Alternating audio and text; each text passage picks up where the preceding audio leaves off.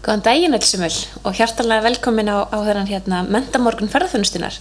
Menntamorgun ferðaþjónustunnar er verið samtökum ferðaþjónustunnar, hæfnisettus ferðaþjónustunnar og markastofu landshlutanna. Ég heiti Inga Hlín Pálsdóttir og er framkvæmdastjóri markastofu höfuðborgarsvæðisins og við erum hluti af markastofum landshlutanna og erum svona nýr aðili að þessum Menntamorgnum. Það er virkilega gaman að sjá þennan flotta hóp hér sem er hér í morgunsárið og þann fjölda sem er hér með okkur í morgunsárið. Við ætlum að vera frá 9 til 9:45 og halda okkur innan tímaramma. En þennan morgun ætlum við að ræða sumarvertíðina og svona sem undir yfirskriftinni ráðningar á setakynslóðin. Og dagskráin er svo sannarlega flott eins og ég sagði.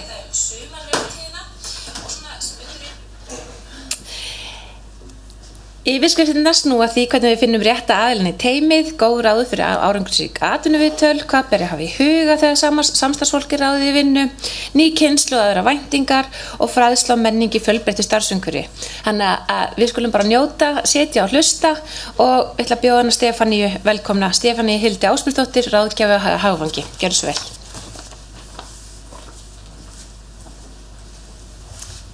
Góðan daginn og velkomin á þennan viðburð. Gaman að fá að opna þetta með ykkur. Mér langar að spjalla aðeins bara hvernig við finnum rétta aðilann í teymið og gefa vonandi góð ráð fyrir komandi ráðningar. Eflaust einhver sem er að fara í ráðningar fyrir sumarið. Þetta er svona ykkar tími og ef ekki núna þá er þetta vonandi bara góð ráð sem er hægt að nýta seinna. Eins og framkom heiti ég Stefanía og er ráðgjafi hjá Hagvangi. Bara örstutt Hagvang þá erum við stofnuð 1971 og erum þar leiðandi elsta svona ráðningar og ráðgjafafyrirtækja á landinu í þessum málaflokki og erum svona okkar kjarnastarfsemi eru ráðningar. Þannig að þetta er það sem við erum að gera alla daga, yfirleitt allan daginn. Þannig að við erum svona setið ansi mörg viðtöl og ráðningarferli og mér langar að miðla til einhverjum góðum ráðum. Kannski bara svona smá hugvekja svona til að byrja, bara svona hvað er markmiðið þegar við erum að fara í ráðningu,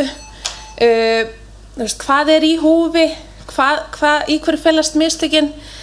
Það er ekkert endilega vel heppnu ráðning að ráða eitthvað sem bara hangir inn í starfinu eins lengi og hægt er. Það er alveg dýrustu mistökin að ráða eitthvað sem er rétt nógu góður til að hanga inn í starfinu þegar þú hefði getað ráðið eitthvað sem var bara topp kandidat. Þannig að við viljum svona reyna að komast hjá því að gera þessi svona földu mistök. Góðu fréttirnar eru samt að með því að hafa ráðningarferlinn svona kerfisbundin og nota ákveðnar aðferðir þá getum við reynt að svona minnka líkurnar á misheppnaðri ráðningu. Þó við getum aldrei tryggt það að ráðningin sé góð. En við getum alltaf gert ýmsa hluti til þess að auka líkurnar og auka forspána í það. Bara því kerfisbundnara sem að ráðningarferli því meiri forspá að viðkomandi muni standa sig vel í starfinu. Það er undirbúningur bara lykilatriði og það er eitthvað sem við þurfum kannski öll að taka til okkar, gefa okkur tíma í að undirbúa sig áður en við höldum að staða í ráðningunni, vera búin að kortleggja hvað við þurfum, hvar er vöntunin og hér eru bara punktar til að hafa til hliðsjónar fyrir ykkur þegar þið eru að undirbúa nýja ráðningu. Bara hvað markmið með að ráða í þessu stöðu, hvaða verkefni þarf að klára, þetta er svona kannski bara grunnurinn, en líka bara þarf einhver ákveðin réttindi, getur verið bara eitthvað einfalt eins og ökupróf, en líka einhver ákveðin iðnaðarþekking eða menntaþekking, bakgrunnur, leyfisbréf eða slíkt, þannig að það þarf að kortleggja það, er eitthvað ákveðin reynsla sem er þörf á, eða er þetta aðili sem við getum bara þjálfað upp og erum við með svigrúm til þess að þjálfa viðkomandi upp og svo framvegis.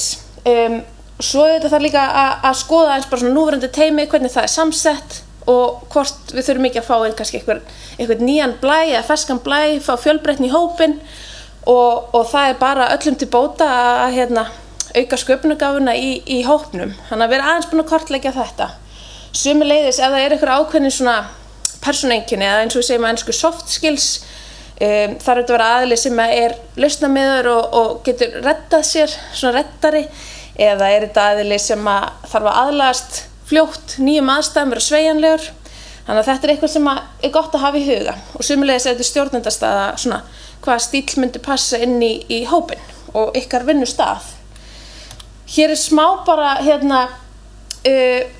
svona þetta púsl sem manneskjan og þegar við erum í ráðningarferli þá erum alltaf að reyna að bæta púslum í heildarmyndina og reyna að fá svona sem bestu sýn á manneskjuna. Það mun alltaf vanta eitt og eitt púsl en markmiðið að ná sem flestum púslum inn í spilið. Og það svona mismikið vægi í hverju púsli ef við horfum bara hvern þátt í ráðningarferlinu sem lítið púsl. Eins og hérna bara, þetta hérna ansi vísindalegt, en ef þið horfið bara á fylgnina á milli þess bara að hérna, þátturinn í ráðningarferlinu og forspáin framistöðu, þá sjáum við að það alveg töluverður munur á því að hafa staðlað viðtal eða bara svona óstaðlað viðtal sem bara spjall. Þannig að mitt ráð til ykkar að vera búin að undirbúa viðtölin. Svo þetta að leggja fyrir próf í hugrænni getu, persónuleika próf, taka umsagnir og eitthvað sem við vinnum mikið með svona sýnishorn vinnu eða að fá viðkomandi til að gera raunhæft verkefni sem gefur okkur svona sýnishorn af því hvernig viðkomandi myndi aðtapna sig í vinnu. Og það mjög góð forspá framistöðu seinna. Þannig að við mælum með því að við blöndum saman ýmsum tólum og fáum þar að leiðandi aðeins svona betri heildarmynd á viðkomandi. En í dag ætlum við svona kannski aðeins að leggja áhersluna á viðtölin og enn og aftur kerfisbundin viðtöl eru betri heldur en svona þetta óformlega spjall, en ég veit að viðtöl geta verið ótrúlega ólík og stundum líður mann bara sem að segja spjalla við einhvern gamlan vin, en við erum kerfisbundin, við erum búin að undirbúa viðtalsrama, vitum hvað við þurfum að vita. Það er leiðilegt að vera búin að ráða eitthvað nýtt starf og viðkomandi byrjar og þú gleymdir að spyrja hvort það væri með bílpróf og viðkomandi þurfti að skuttlast og á vinnutíma og svona. Það getur verið dýr mistök. Þannig að við erum bara búin að kortleggja hvað við þurfum að vita. Við erum gott að biðja dæmi til rökstuðnings, þannig að fólk að segja já, ég mjög góður í samskiptum. Já, getur gefið mér dæmi það sem þú hefur þurft að nýta þá hæfileika eða þá hæfni.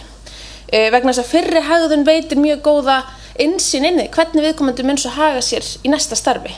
Ef þið komið auga á okkur veikleika þá gott að reyna að fylgja þeirri slóð og svona reyna að kryfja það dýpra. Við erum enginn okkar gallalaus, þannig að gott að reyna að koma auga á það og best ef viðkomandi bara meðvitaður það sjálfur. Og svo gott að taka punkta og helst meta sjálfstætt áður en þið talið saman svo í hóp. Þannig að við allir séu búnir að mynda sína skoðun og svo getum við borið saman bækur. Betur sjá augu en auga. Hér eru bara svona dæmi spurningar með hátt forspárgildi sem geta gefið okkur góða innsýn inn í hæfni viðkomandi og framistöðu. Gott að byrja á að spyrja hegðun í fyrra starfi vegna þess að við komum til líklega til að hegða sér á svipaðan hátt í svipuðum aðstæðum seinna meir. Og þá þetta að gera bara dæmi spurningu, bara getur þú gefið mér dæmi þar sem að þú þyrftir að tækla erfitt starfsmannamál eða gera eitthvað sem óvinsælt í teyminu og hvernig tæklaðu það og segðu mér meira og fara svona aðeins að kryfja, nota HVF spurningarna, hvað, hver, segðu mér meira. Áætluð hegðun í ákveðnum aðstæðum líka alltaf góð spurning. Ef þú þyrftir að sjá mannaráðningar, að hverju myndir þú leita í fólki? Svona reyna að varpa svona hvernig telur þú að þú myndir bregðast við í svona aðstæðum. Og svo sömuleiðis hlutlægar lýsingar frá fyrri störfum. Segðu mér frá árangur sem þú hefur náð. Geturðu gefið mér betra dæmi og reynum svona aðeins að kryfja fyrri reynslu vegna þess að þetta eru spurningar sem að geta gefið okkur mjög góða innsýn inn í hvernig viðkomandi mun svo vera í nýju starfi. Þetta svona bara tillögur en auðvitað fer þetta eftir starfinu og þarf að meta hverju sinni. Góðir punktar til að varast í viðtölum. Við erum öll með kannski eitthvað svona fyrirfram ákveðna hugmynd þegar við förum inn í ráðningarferli að við erum að leita að bara einhyrning eða fjólublá einhyrningnum eins og við segjum stundum. En reynum að vera svona aðeins að losa okkur við þessa hugmynd að við séum alltaf að leita að einhverju stjörnu. Sumir eru bara ótrúlega góðir og kröftigir starfsmenn að vera kannski einhverjar svona stjörnur. Reynum að eyða ekki of miklum tíma að viðtalinu í spjallið. Það er gott að byrja okkur ísbrjóti og svona aðeins að auðvitað láta fólki líða vel og svona. En svo þurfum við svona líka að nýta tíman í að kryfja reynslu og hæfni viðkomandi. Það er erfitt þegar við erum búin að taka ákvörðun strax á fyrstu 5 mínútunum eða eingöngu út frá bara feilskráni. það ansi algengt, maður heldur bara viðkomandi með mikla reynslu og þá hann bara orðið meistari. En það ekkert endilega það sem við þurfum í þetta starf. Algengur svona bias eða hlutdrægni að leita líka að eitthvað sem að svipaður sjálfum þér, svona leitar að eiginleikum sem að passa við þína eiginleika. Þannig að reynum að forðast það. Og svo eru önnur góð dæmi eins og að láta ekki röð umsækjenda í viðtölunum hafa áhrif, eða ef þú ert búin að heyra eitthvað eitt neikvætt viðkomandi að láta það lita allt annað í ferlinu. Svo bara kannski smá svona fyrir ykkur til að fara með inn í líka að huga upplifun umsækjandans, vegna þess að ykkar vinnustæður er vörumerki og það skiptir máli hversu sterkt ykkar vörumerki í hvaða hæfileika þið að draga inn í fyrirtækið. Þannig að ef ykkur umsækjandi kemur og fær kalt viðmót eða neikvæð upplifun í ráðningarferli hjá ykkur, að þá getur það byrjar að spyrjast út. Og þetta er bara markaðsmál í rauninni. Þetta helst í hendur mannusmál og markaðsmál. Þannig að við viljum bara kannski smá minna ykkur á að þetta skiptir allt máli, þetta helst allt í hendur og til þess að laða að gott fólk þá þurfið þið að vera út af við líka flottu vinnustöð þar sem fólk vill vinna. Og þetta gefur ykkur bara samkeppnisforskot og eykur líkur á að ráðningin verði farsæl. Þetta er auðvitað efni í heilan masters áfanga, þessi ráðningamál, en ég vona að ég hafi náð að gefa ykkur góð ráð svona inn í sumarið og komandi ráðningar og þið farið ykkur fróðari inn í sumarið og ég ætla bara að leyfa næsta viðmælandi að taka við. Takk fyrir. Takk kærlega fyrir Stefanía, sannarlega mikið. Ég hef nú búin að taka fullt af viðtölum í gegnum tíðina og þarna fekk ég fullt af inspirationi í næstu viðtöl sem við tökum fyrir okkar sumarstarf. En næst er hún Íris Mist Arnardóttir, lögfræðingur hjá SA og hún ætlar að tala með okkur hvað ber að hafa í huga þegar sumarstarfsfólk er ráðið í vinnu, en að sjálfsögðu líka samstarfsfólk í þessu. Gjörðu svo vel.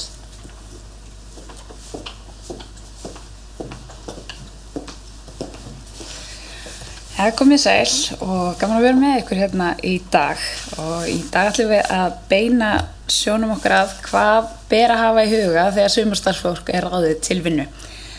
En þegar rétti starfsmaðurinn er fundinn eins og ef við farið eftir þessu góðu ráðum sem Stefanía gaf ykkur hérna áðan að þá er mikilvægt að gera skriflega ráðningarsamninga. Ég og samstarfsfélagar mínir við þreytumst ekki á því að tala mikilvægi þess að gera skriflega ráðningarsamninga. En af hverju það? Það er einfaldlega vegna þess að flest vandamál sem koma upp eru vegna þess að það er ekki gerður skriflegur ráðningarsamningur eða hann er einfaldlega bara illa útfylltur.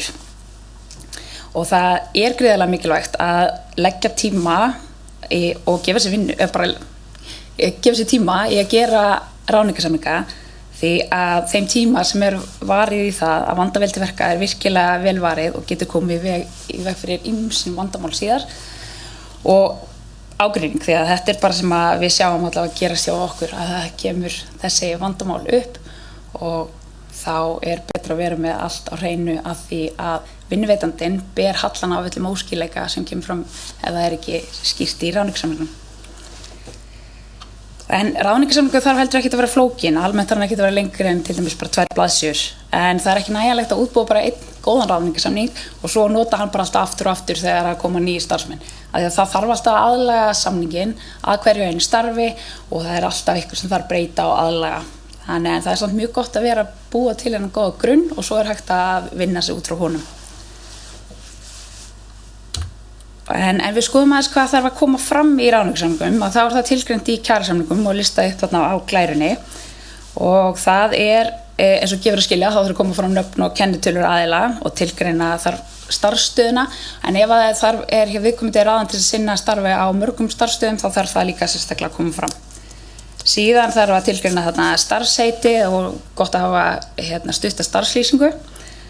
Og svo þarf að tilgreina líka fyrsta starfsdaginn, hann gefur upplýsingar réttinda áherslu starfsmannsins og svo þarf náttúrulega að tilgreina laun, vinnutíma, vinnufyrirkomulag og það þarf sérstaklega að hafa í huga hvort að starfsmanns er ráðinn í dagvinnu eða vaktavinnu og það er rosalega mikilvægt eins og sérstaklega í ferðaþjónustunni sem er mikið með vaktavinnu að það þarf að koma skýrt fram í ráðningarsamningnum til þess að heimilt sé að greiða vaktaálag.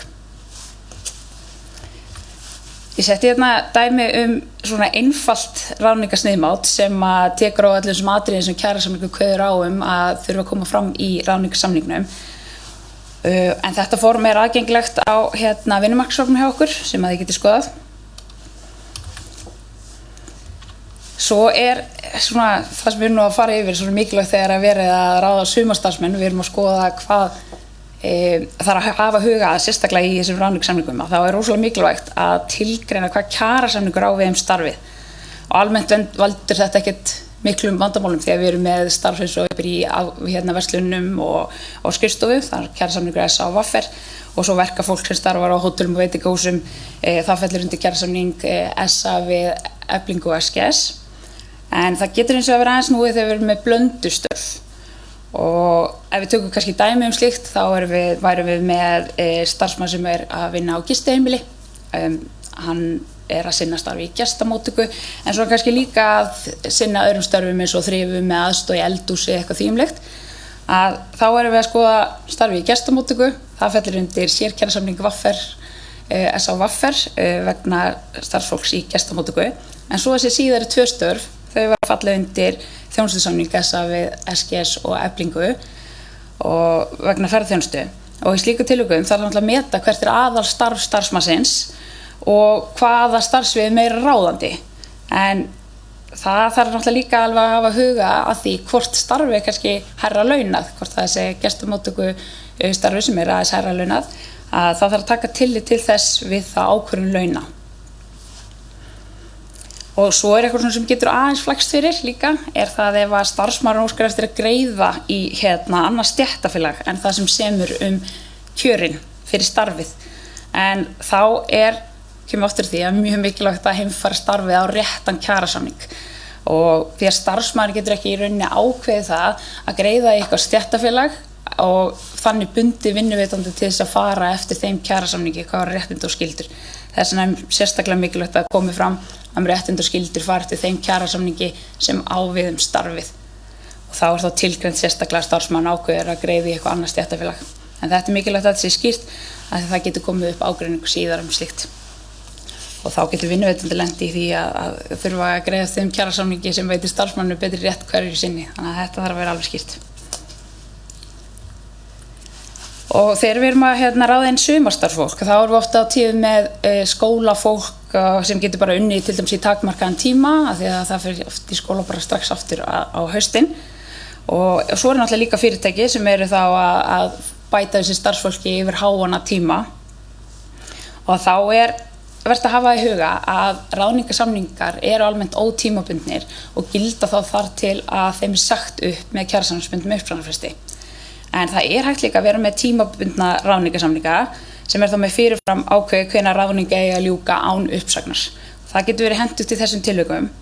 En almennt tímabundnir ráðningarsamningar ekki uppsegjanlegir. Þeir gilda bara til þess tíma sem fyrirfram ákveðir ætti að gilda og nema þá að það sé samið sérstaklega uppsagnar heimild í þeim samningum. Ef við myndum kannski taka bara eitthvað svona raunverulegt dæmi slíkt að við erum bara búin að finna þennan rétta starfsmann og hann getur hafið störf 15. maí og getur unnið til 31. ágúst. Og það bara hentar fyrirtækinu alveg fullkomlega og það gerði við hann tímabundinn ráðningarsamningur fyrir þetta tímabil og svo bara fyrir að líða á sumarið og það kemur ljósa að starfsmaðurinn kannski bara ekki rétti einstaklingurinn í teymið.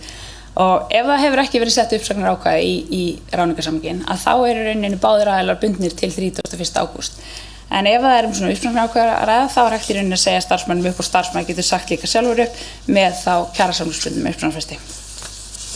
Þannig að það kann að vera í flestum tilvikum skynsamlegt að hafa uppsagnar ákvæði í tímabundnum ráðningarsamningum en það eitthvað sem það bara meta hverju sinni. Og svo líka mikilvægt að hafa í huga að ef það gerður tímabundinn ráðningarsamningur þá náttúrulega hægt að gera annan nýjan tímabundinn ráðningarsamning en það má bara ekki vara samfellt lengur en í 2 ár. Það gerist stundum að það bara hraði í atvinnulífinu og það bara, þessi starfsmaður frábær og ætlar að gera kannski annan tímabundinn ráðningarsamning viðkomandi en það fyrir fest að gera það en starfsmaður heldur samt kannski bara áfram að vinna á fyrirtækinu. Að þá ef ekki hefur verið gerður ný tímabundinn ráðningarsamningur og starfsmaður heldur áfram, að þá allir líkur því að það verður litið á ráðningunum sem ótímabundna nema sé hægt að sanna eitthvað annað. Þannig að þetta svona gott að hafa þetta í huga þegar maður ef að það þróast þannig að ráðningin framlengist. Svo í kjarasamningum þá samið lágmarkslaun fyrir viðkomandi störf og það í höndum atvinnurekanda að tryggja að laun sé ekki lakari en samið í kjarasamningum. En það algjörlega atvinnurekendur hafa algjörlega frjálsar hendur hvað varðar ef að þeir vilja greiða hærri laun með yfirborgunum. En það bara mikilvægt að það sé líka skýrt í ráðningarsamningunum að þeir stundum verið að yfirborga til dæmis dagvinnulaun en þá ekki hafa áhrif á yfirvinnu eða aðrar álagsgreiðslur, þannig að þetta þarf að vera alveg skýrt í samningnum. En til þess að sjá svo hver lágmarkslaunin eru fyrir störfin, að þá mæli ég með að myndu skoða kaupgjaldskrá okkar sem á heimasíðu Samtaka atvinnulífsins og aðgengileg öllum. Svo við getum flækt þetta aðeins, að þá eins og sjáum á glærunni að þá vinnutími milli kjarasamninga, hann mismunandi og því mikilvægt að skoða vel þann kjarasamning sem á við starfið og því að dagvinnutímabilin til dæmis mismunandi milli kjarasamninga og því þarf að líka ramma þennan vinnutíma inn í ráðningarsamninginn og tilgreina þá annaðhvort venjulegan vinnudag, vinnuviku eða starfshlutfall. Þannig að mælum að skoða þetta vel. Og svo að þegar við erum í ferðaþjónustunni þar sem að mikið um vaktavinnu að þá líka mikilvægt að skoða hvort það sé heimild í kjarasamningum til vaktavinnu. En í þeim kjarasamningum sem að eiga við þeim störf í ferðaþjónustu þá það í þeim flestum sem að það heimild. En það mikilvægt að ganga úr skuggum þá.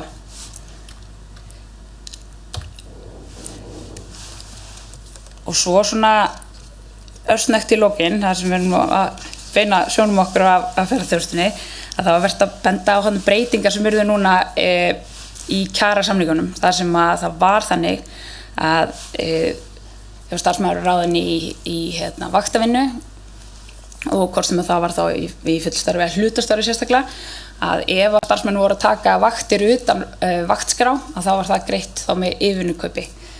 En núna þannig að það greitt dagvinna og vaktálag upp að 100% starfi og eftir það greitt yfirvinnukaup. En þetta rosa mikilvægt líka sérstaklega með starfsmenn í hlutastörfum sem þá fyrirfram skipulagða vaktskrá að það sé heimilt að þá þeir bara einsettur þeir starfsmenn sem í fullu starfi og eru að vinna. En það heldur ekki heimilt að við erum með skipulagðar vaktir en ef þá breyta þeim þarf ekki að taka vaktir á starfsmönnum og svoleiðis nema það þarf að gera með samkomulagi. Svo það hvíldartími og vikulegur frídagur sem að atvinnurekendur verða að huga að í sumar og bara sem á alla daga. Það skiptir engum máli þó að starfsmaðurinn sé allar vel að gerður, vilji bara vinna ótrúlega mikið og vilji bara koma inn og safna sér pening og vilji bara vinna alla daga vikunar. En það atvinnurekandinn sem á að tryggja þetta og það ekkert hægt að komast hjá því að geta alveg komið þá bara kröfur síðan meir eða það kostar hellinga að fresta líka vikulegum frídegi. En það hægt að gera samt með samkomulagi hverju sinni en það þá ekki nema þá í fresta í þá viku. Ég held að við komst ekki yfir meira í bili og bara vonandi hafi haft gagn að þessu stuttu yfirferð og ég óska ykkur bara allsins besta í sumar. Takk fyrir.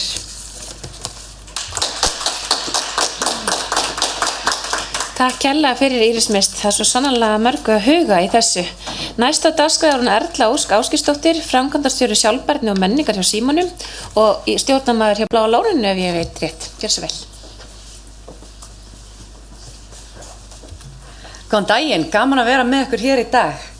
Mér þykir náttúrulega alveg sérstaklega vænt ferðaþjónustuna eftir að hafa starfað þar í áraraðir og líka núna þegar við erum að tala kynslóðirnar þá fór ég að hugsa hvað var svona fyrsta alvöru starfið mitt og það var í ferðaþjónustunni.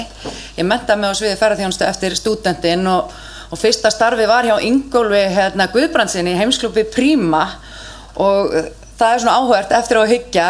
Það af því að þegar maður búin að skoða rannsóknir þetta, að áhrif næsta yfirmanns, og þannig í þessu tilfelli var hann 77 ára og ég 21, það voru rúmlega 50 ára á milli okkar, sem að gerði okkur mjög ólíkum starfskraftum, en við lærðum mjög mikið af hvort öðru, trúi ég. Ég ætla svona aðeins að sýna ykkur inn í Z-kynslóðina. Þetta sérst byggt á grein úr Harvard Business Review úr rannsókn sem var gerð í Berkeley háskóla. Og hvað það þetta sem að einkennir Z-kynslóðina? Og þarna þetta aldurspil, og við erum að sjá, þetta sérst bæði fólk sem komið inn á vinnumarkaðinn og fólk sem á leiðin inn á vinnumarkaðinn. Þú veist, yngri hópurinn 12 ára og svo þetta upp að 30. Nú, kynslóðin hámenntuð og alin upp við efnahagslega velferð, og það sem að svona einkennandi fyrir hana að hún afreksmiðuð, og sem þýðir að hún vill stöðugt þróast og ná árangri, en þetta jafnframt miklu frumkvöðlar, og þeir gera líka svona kröfur til vinnustaðarins, sem kannski líka eitthvað svona breyting sem við sjáum, að þeir vilja fá að tækifæri til að skapa og líka hafa í rauninni vald til að taka ákvarðanir. Og það sem líka áhugavert þarna sem oft í umræðinni, þessi kynslóð svona sjálfmiðuð, og fólki finnst hún svolítið bara að vera að hugsa sjálfan sig. En allar rannsóknir benda til þess að það sé bara yfirleitt tengt við aldur frekar heldur en kynslóðir. Að við erum bara sjálfmiðari þegar við erum yngri, en svo breytist það. Og svo það sem svona kannski krefjandi fyrir þessa kynslóð, mun líklegri til þess að þjást af svona andlegum eiga andleg vandamál eins og kvíða og þunglyndi og annað slíkt, og svo líka bara skortur á reynslu af vinnumarkaði. Við sem erum eldri, við vitum, þú veist, ég byrjaði að vinna fyrst sem barnapía, og svo fór maður að vinna í rækjunni og svo sumarvinnunni, og þau kannski ekki fengið tækifæri til að gera þetta, og það mögulega kannski út af foreldrunum líka, því að við vilja að þau væru börn lengur og þau hafa svona minni reynslu af vinnumarkaði. Og þess að aðtöða get ég stækkað glæranu en ég þurfi ekki að horfa þangað. Og bara þannig að ég sjá hvað á glæranu minni. En og af því að þau hafa ekki reynslu eins og við, að þá eru þau með óraunhæfar væntingar vinnumarkaðinn, sem að gera það verkum að þegar þau mæta til leiks að þá eru þau kannski með alltaf væntingar heldur en vinnan í raunverulega og það leiðir til þessari minni helgunar og meiri starfsmannaveltu. Svo mér líka áhugavert að það rauninni svona streita sem kemur í veg fyrir að þau vilji takast á við leiðtogahlutverkið og fá að leiða teyminn, og þau bara horfa svolítið bara á sjálfa sig og bara já, ég ætla þú veist ekki að leggja þetta á mig. Og svo hitt sem við þekkjum öll, þetta kynslóðin sem svona digital native eða bara alin upp við stafrænan veruleika, og samskiptin hjá þessari kynslóð eru 74% stafræn. Þú veist, þannig að þau eru líka með mjög litla reynslu af bara mannlegum samskiptum, og það verður svo rosalega krefjandi þegar hann á vinnumarkaðan komið. Svo má líka velta fyrir sig hvort að við og ég segi bara foreldrarna þá ég ekki jú, ég á reynda barn sem bara dett inn á þetta en ekki farin á vinnumarkað, en hvort að við ofverndað og svolítið tekið af þeim þroskan. Þannig að við mögum kannski líka lítið eigin barm þegar við erum að hugsa kynslóðina. En út frá þessu að þá mjög mikilvægt að stýra væntingum. Og hvernig gerum við það? Þegar við ráða þannig hóp til starfa, að þá krefst meiri svona raunsæis þegar við erum að tala við þau. Þú veist, að fara bara mjög vel yfir, þú veist, hver lykilábyrgðin þín í þessu starfi, þú veist, allar svona væntingar svo að fara yfir áðanvarandi, bara vinnutíma, ferðalög, vinnuaðstöð, þau hafa kannski allt aðra væntingar, haldið þetta sé bara svolítið huggó, sko, þú veist, það reynir kannski ekki eins mikið á þau, en líka að vera rosalega hreinskilin með bara, þú veist, hvað jákvætt og hvað þau geta upplifað neikvætt við þætti starfsins. Og sama með vinnustæðin, og þetta heldur sé líka nýtt fyrir okkur sem erum stjórnendur að hugsa býtu, ok, við komum gætu upplifa þetta sem neikvætt, þannig að þú ert svona að væntingastýra og ofur upplýsa í rauninni hlutverki, starfið, vinnustæðin, og sama með stjórnendunar, bara hvaða væntingar hef ég sem stjórnendur til þín þegar þú mætir á staðinn, þannig að það sé svona alveg skýrt til hvers ætlast. Svo það sem að tikka rosalega hátt í boxi hjá þeim bara hvernig menningu boðið upp á þessum vinnustað og hafa tækifæri til að vaksa. Það tengist þessu afreksmiðaða hugarfari og að kortleggja svolítið þessa starfsþróunarmöguleika. Og þá langar mér að segja ykkur örstutt frá því sem við gerðum hjá Icelandair hótelum. Við hæfnigreindum öll störf hjá félaginu og þá þætti sem að fólk þurfti að hafa til þess að gegna þessum störfum. Og í framhaldi fórum við og kynntum þetta mjög vel fyrir öllu starfsfólki í nýlega fræðslu líka, bara hvað starfsþróun, að því að flestir hafa svona smá misskilningur í gangi að fólk heldur að þróast í starfi sé bara að verða yfirmaður. En auðvitað getur þróast innan starfsins og millistarfa og auðvitað líka upp í að vera yfirmaður. Þannig fórum svolítið í að útskýra og líka senda skýr skilaboð til fólksins okkar. Þú veist, við viljum að þið þróist, við viljum að þið vaxi, þið eigið tækifæri og líka alltaf bregðast við þessu sem við þekkjum svo vel í ferðaþjónustunni, svo mikil starfsmannavelta og líka alltaf búið til þessa helgun og tækifæri og við greindum líka bara svona hvaða lykil þættir hjálpa þér að þróast í starfi.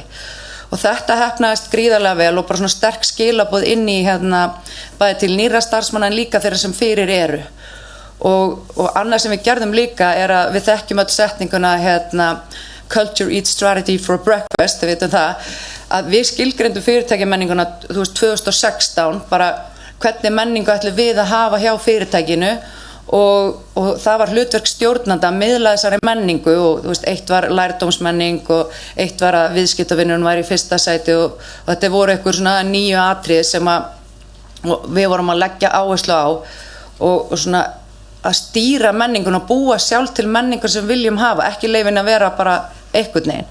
Og þetta kann kannski að hljóma fyrir minni fyrirtæki eins og þetta sé bara eitthvað risastórt verkefni, en það alveg hægt að smætta þetta og einfalda þetta niður og gera þetta líka í minni fyrirtækjum. Svo það sem svo mikilvægt, ekki síður en upplifun viðskiptavina, að það upplifun starfsfólks. Og mér var svo smart þegar ég byrjaði að vinna á Edition hótelinu, þá var ég framkvæmdastjóri upplifun starfsfólks. Og það segir bara svolítið mikið áherslur fyrirtækisins á mikilvægst mannauðsins. Upplifun ykkar jafn mikilvæg upplifun viðskiptavina og við þekkjum það, starfsánægja skila sér yfir í ánægju viðskiptavina.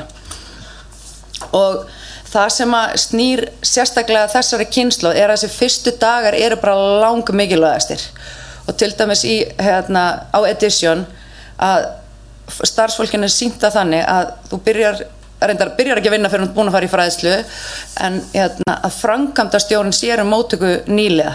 Þú veist, það að vera að sýna, þú veist, þið eru mikilvægasta auðlindin okkar, við erum mætt til þess að hjálpa ykkur að ganga vel. Og þetta erum við að gera líka í símanum og mér finnst þetta alveg bara svona lykilatriði að sýna fólki áhuga sér mikilvægt og allir þessi fyrstu dagar, þú veist, bara eins og var enda líka hjá Hilton að það alveg búið að kortleggja, það bara first day og það first week og svo bara fyrstu 30 dagar 90 og þá alveg búið að mappa upp ferli þannig alveg gríðarlega mikil væntingastjórnun gagnvart starfsfólki en líka fyrir stjórnendunar, þú veist, hvað á ég að gera með starfsmanninum og þetta held ég að sé bara svona lykillinn að velgengni og helgun og minni starfsmannaveltu hjá bara starfsfólki almennt. En fyrir þessa kynslóð þá dregur þetta kvíða og óöryggi og en það sem kannski smá svona sjokker að 12% setakynslóðanar upplifir að vinnustæðinni gera þetta vel. Þú veist, við getum öll gert svo miklu betur þannig og ég held við vitum öll svolítið bara líka upp á okkur oh my god, 2 mínútur eftir. En þá fer ég bara aðeins ræðar og ég ætla bara að sýna ykkur þetta, örugglega alveg harbannað en þetta sest menningin sem ætla að vera á Edition og allir starfsmenn þurfa að læra þetta utan á fyrstu vikunni. Líka svona leiðbeiningar hvernig fólk á að haga sér, þú veist, innan vinnustæðarins, bara til dæmis be nice, use your hearts, minds and smiles to delight our guests og svo annað bara don't be a skunk. Þú veist, þetta bara svona einföld skilaboð, bara hvernig ætlum við að hegða okkur og búa til menninguna sem ríkir. En þá yfir í hvað mikilvægast í fari stjórnenda fyrir þessa kynslóð og þá bara númer 1, 2 og 3 bara jákvætt viðmót, skýr markmið og þessi tilgangur, þau þurfa að hafa hennan purpose og finna það sé eitthvað tilgangur með vinnunni og Og svo líka þetta sem snýra það sem kallast inngilding og kannski óþjált íslenskt orð, en það líka í rauninni bara einfalt á að segja að tilheyra, að það sé verið að taka tillit til þeirra þarfa. En svo að skapa þessa líka menningu, efla samskiptahæfnina sem kom inn á áðan, sem þau þurfa virkilega á að halda og við þurfum sem stjórnendur að svolítið, bara eins og í íþróttunum, þeir sem hafa verið í íþróttunum kannast við að maður vanur með þjálfara, svo þannig að það mjög auðvelt skref fyrir mann að vera með markþjálfara þegar maður orðinn stjórnandi og við þurfum svolítið að markþjálfa og þjálfa þessa kynslóð þannig að þau hafi svona sömu möguleikana á að vaxa og dafna í starfi. Og til dæmis á Icelandair hótelum þá breyttu við bæði þú veist hvað heitir það, one-on-one eða svona starfsmannasamtölunum og við gerðum þessast ársfjórðungslega og við fengum markþjálfa til að markþjálfa stjórnendurnar í að vera með markþjálfunar samtöl og við vorum með svona þematengt og þá var þetta starfsþróun og þetta var tímastjórnun og þannig að við værum að fókusa á þessi efni sem að við töldum vinnustæðin og skipta starfsfólki máli. Og annað sem ég langaði að segja sem við erum að gera í símanum sem líka ólíkt sem við gerðum áður að það þessar hefðbundnu starfsánægju kannanir í staðan fyrir að gera þær einu svona ári að gera bara svona púlsmælingar og þá ertu að taka svolítið hitastig, þú ert að gefa þessum hópi sem telur svo mikilvægt að fá endurgjöf, þú ert að gefa þeim færi að gefa endurgjöf bæði skriflega og bæði á vinnustæðin og stjórnendur og miklu oftar og þetta svo mikið lykilatriði í samskipti við þessa kynslóð. En svona kannski að lokum að við erum að hugsa setakynslóðina og það mjög gott að vera undirbúin og skilja svona helstu væntingar þeirra og stýra þeim. En það sem hefur áhrif, það hefur mjög mikil áhrif á hvernig þeim gengur líka aldurspil á milli þeirra og næsta stjórnanda. Næsti stjórnandi hefur mjög mikil áhrif. Því eldri sem stjórnandinn því minni framleið hjá framleiðinni hjá þeim og þarna þurfum við kannski svolítið að líta í eigin barm. Þú veist, hvað getum við gert til þess að vera betri að stýra svona, þú veist, ég kalla þetta fjölkynslóða vinnustæði. Þú veist, við erum með 4 kynslóðir á vinnumarkaði í dag og það bara ákveðið flækjustig tengt því og það núningur á milli kynslóðana sem við þurfum að hafa í huga en við þurfum að skilja þarfir þessar ólíku kynslóða til þess að hlutirnir gangi vel og sérstaklega auðvitað þeirra sem að koma ný inn og það bara eitthvað svona skurðpunktur eða eru meira en 12 ár sem á milli setakynslóðar og næsta stjórnenda þá bara hrynur framleiðnin sem þýðir eiginlega við þurfum að fara í reskilling en við þurfum að uppfæra okkur sem stjórnendur og þú veist það eru vinnustæðir sem leggja áherslu á svona inngildandi menningu fyrir ólíkar kynslóðir þannig að þú sért bara metin að verðleikum eftir hvað kynslóð það ert og fáir að þróast í starfi að það eru vinnustæðir sem ná árangri og það rauninni sagt að séu bara 40% vinnustæðir að ná þessu þannig að þetta áskorun fyrir okkur öll að láta þetta fungera allt saman. Takk fyrir.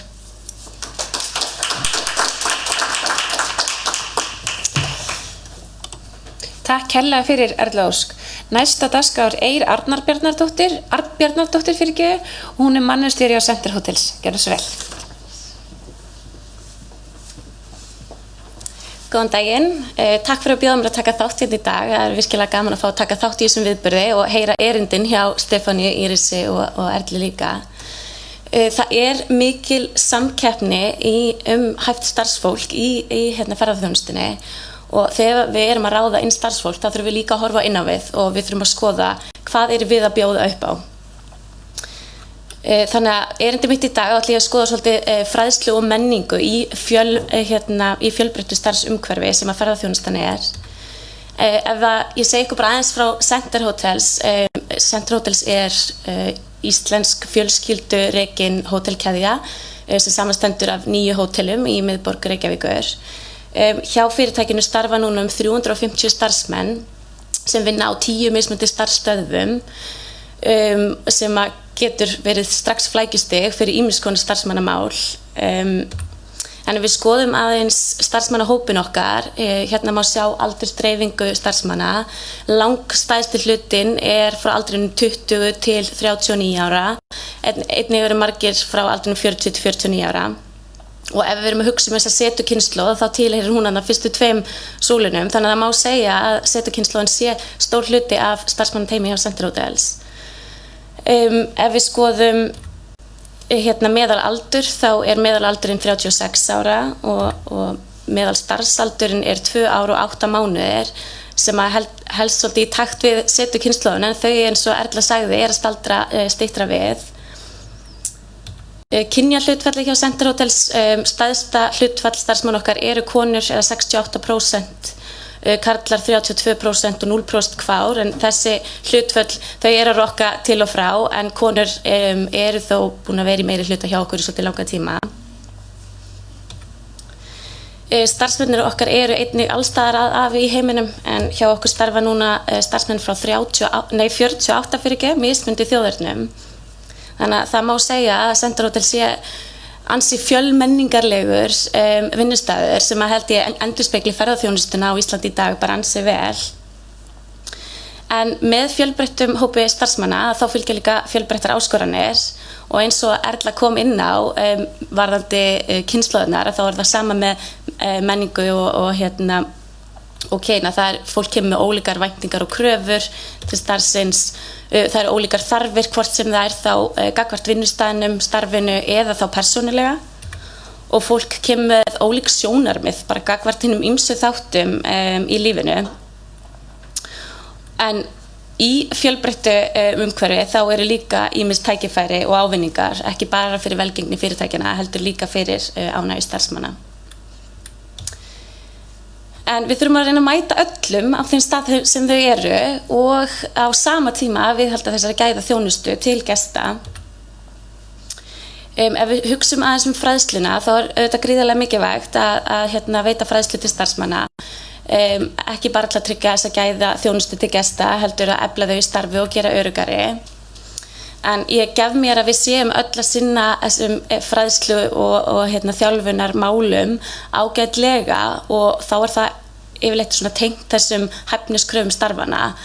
En ég tel líka að við þurfum að horfa aðeins lengra en það, því að hvernig ætlum við að mæta þessum áskorunum mismunandi sjónarmið eða áskorunum mismunandi væntingar. Þannig ég tel okkur þurfa að hugsa fræðsluna umfram hæfniskröfu starfana. Við þurfum að tryggja að við séum að skilja hvort annað vel, að við séum að sýna hvort öðru skilning, sýna samstarfsfólki sem ólíkt okkur skilning, sýna gestum skilning sem ólíkt okkur. Við þurfum að búa til vinnustað þar sem við sýnum ábyrgð í samfélaginu og ábyrgð gagnvart umhverfinu. Við þurfum að leyfa fólki að vera þau authentic sjálf, og við þurfum að láta þeim líða vel á vinnustaðnum og vera stolt af þeim vinnustað sem þau vinna á. En það mikill hraði í ferðaþjónustunni, þannig að við þurfum svolítið að minna okkur á að staldra við og gefa okkur tíma í þessa hluti.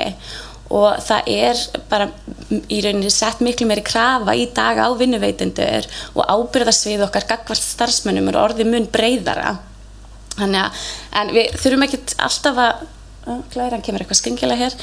Við þurfum ekki alltaf að finna upp hjólið í öllu, hvort sem það þá tengt fræðslu, menningu eða öðru. Það helling af efni sem okkur öllum aðgengilegt, sem við getum nýtt okkur, og fyrirtæki sem geta svo bara byggt ofan á það út frá sínum markmiðum.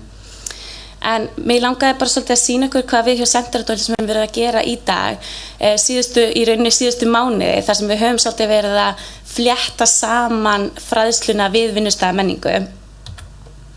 Við höfum verið að vinna með svokölluð þema mánaðarins, þar sem við höfum valið okkur þema fyrir hvern mánuð út frá því sem í gangi, hvort sem það í samfélaginu okkar, í íslensku dagatali eða alþjóðlegu dagatali. Þannig erum við að ná að gera hnitmiðaða fræðslu og vinnustaðamenningu, og þetta partur af inngildingu líka, að kynna fólki fyrir því sem í gangi í kringum okkur. En ég ætla bara að gefa ykkur nokkuð dæmi það sem við höfum verið að gera. Við byrjuðum þetta samhliða því þegar við vorum að innleiða starfsmanna app hjá okkur, og til þess að fá virkja fólk í þáttöku á appinu þá þetta var akkurat í gulum september og við byggum til smá svona umgjörði kringum það, þannig við vorum bæði með fræðslu, við vorum með viðburð og allir að klæðast gulu og við sáum bara hvernig þetta tók einhvern veginn svona á flug og þá datt okkur þetta svolítið í hug að búa til þemu fyrir hvern mánuð. Og ef ég gef ykkur bara dæmi að í febrúar þá vorum við með þemað Culture Month, en þetta tengdu við Íslands dagatal, við erum með mjög mikið skemmtilegum dögum í febrúar, við erum með konudaginn, bolludaginn, sprengjudaginn og svo náttúrulega valentínsdagurinn líka. Þannig að við byggum svolítið til viðburði því tengt og vorum líka með Culture Week þar sem að starfsmenn komu með mat frá sínu heimalandi og kynntu fyrir samstarfsfélögum, þannig að það var virkilega gaman að bæði það skemmtilegt en líka fengum við að kynnast mismunandi menningum í gegnum samstarfsfélög okkar og kynntumst bara hvort öðru betur líka. Í mars, glærurnar mínar að koma eitthvað skringilega út en já. Í mars vorum við með Diversity and Inclusion eða fjölbreytileiki og inngilding sem við tengdum International Zero Discrimination Day.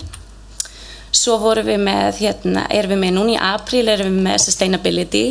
Við tengdum það við stóra plokkunadaginn sem í apríl en við höfum gert það að starfsmenn fara út og tína rusli í nærumhverfi hótelin okkar. En við erum líka í umhverfisvottunarferli þannig að við nýttum svolítið tækifærið að færa fræðslun okkar umhverfismál og flokkunarmál í rafrænt form og gáðum út í apríl til að tengja við þemað og svo erum við að vinna núna að fræðslu samfélagslega ábyrgð. Svo í maí erum við með þemað, erum við með heilsumánuð, að það tengjum við átakið hjóla í vinnuna, en þá erum við að efla starfsmenn til þess að nýta umhverfisvænan og heilsusamlegan máta til að ferðast til og frá vinnu og því munum við svo tengja viðburði og fræðslu hreyfingu, næringu, svefn og vellíðan. En þetta eitthvað sem við teljum vera skemmtilega leið til að auðvelda fyrirtækinu að vera hnitmiðuð í fræðslu og vinnustæðatengdum viðburðum samhliða þessari hefðbundnu fræðslu og þessi vinnustæðamenning hún alltaf skiptir gríðarlega miklu máli, hún skiptir máli fyrir alla aldurshópa, fyrir öll kyn og öll þjóðerni og hún getur skipt ótrúlega miklu máli fyrir starfsmenn sem eru til dæmis ekki af íslenskum uppruna og kannski að koma hér í fyrsta sinn til að hjálpa þeim í inngildingu hvort sem það er á vinnustæðnum eða í íslensku samfélagi.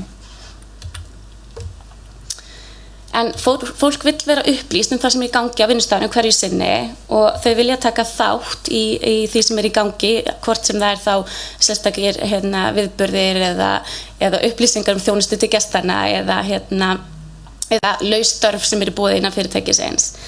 En við erum ekki bara duglega að upplýsa starfsfólkið okkar, heldur erum við líka að hvetja þau til að taka þátt í að skapa þetta vinnusamfélag með okkur og með því að miðla þá sjálf upplýsingum skemmtilegar uppákomur eða þáttöku sinni í hvers konar viðburðum.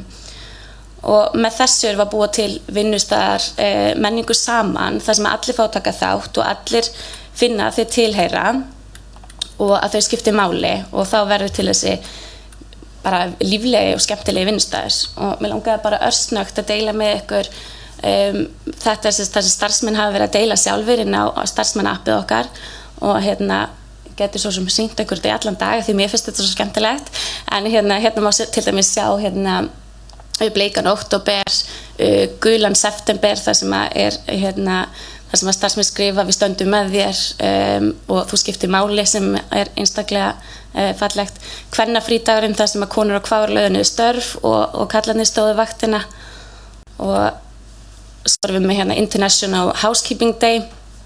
Við erum með vorum með svona graskerakeppni á Halloween og fleira því líkt. Þannig að þetta skapar svona skemmtilegt samfélag þar sem að við erum ávallt að deila upplýsingum, starfsmenn eru að gefa af sér og það bara snowballar og það einhvern veginn taka allir þátt.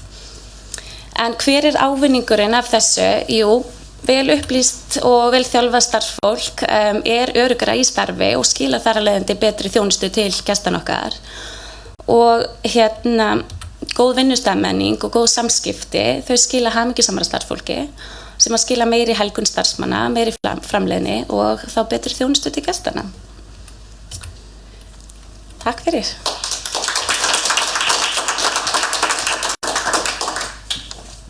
Takk kærlega fyrir. Sannlega mikið að góðum upplýsingum hér í dag. Mér langar svona rétt í lokin aðeins að nefna að inn á hæfni.is eru fullt af upplýsingum. Meðal annars að þið sem eru með erlend starfsafl, þar eru upplýsingar, leiðbeiningur ráðningaferli erlend starfsfólks og svo framvegis. En inn á hæfni.is eru, eins og ég segi, fullt af upplýsingum. Þar verður líka upptakan aðgengileg inn á Facebook síðunni og YouTube síðunni og vonum bara að þið geti nýtt ykkur þetta efni eins mikið og hægt er og nýtið inn í sumarið og ég segi bara gleðilegt sumar eftir 2 vikur og bara njótið dagsins. Takk hérlega fyrir og bara njótið, takk hérlega fyrir.